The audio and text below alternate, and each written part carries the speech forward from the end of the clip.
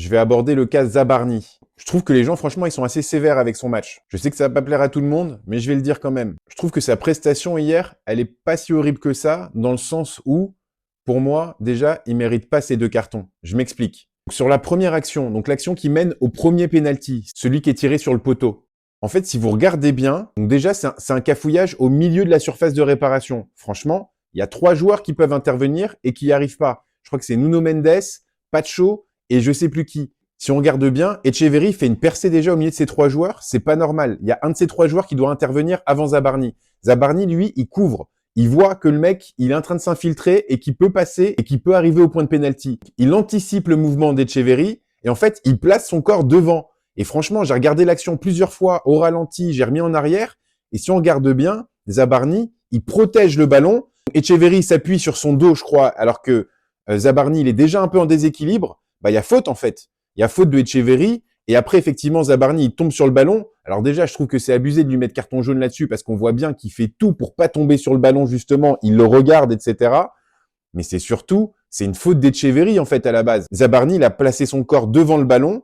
C'est lui qui est maître du ballon. Après, si quelqu'un vient s'interposer et le bouscule pour qu'il tombe, c'est plus de son fait. Donc pour moi, déjà là, il n'y a pas penalty, il y a faute du joueur de Leverkusen.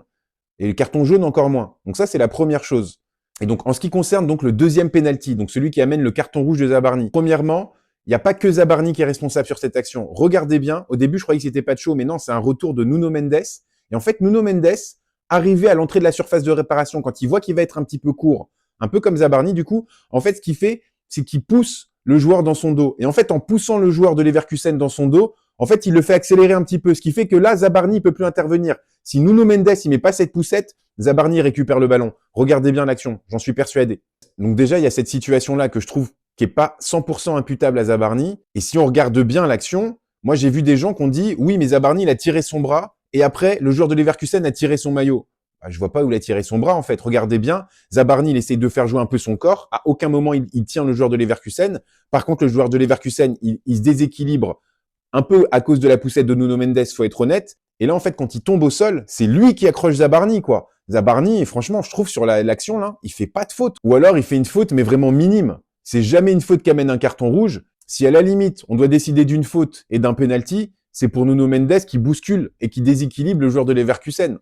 Mais rien d'autre. Et il n'y a jamais carton rouge pour moi, puisqu'ils sont encore 2 à jouer le ballon. Donc, selon moi, Zabarni, il doit pas être exclu, parce que déjà, il n'y a pas penalty sur le premier. C'est une faute d'Etcheverry sur lui. Et sur le deuxième but, alors penalty, c'est discutable effectivement, mais pour moi, la faute, elle est imputable à Nuno Mendes et pas à Zabarni. Et je le répète, mais ils sont 2 à jouer l'action. Donc en fait, Zabarni, il n'était pas vraiment dernier défenseur à ce moment-là.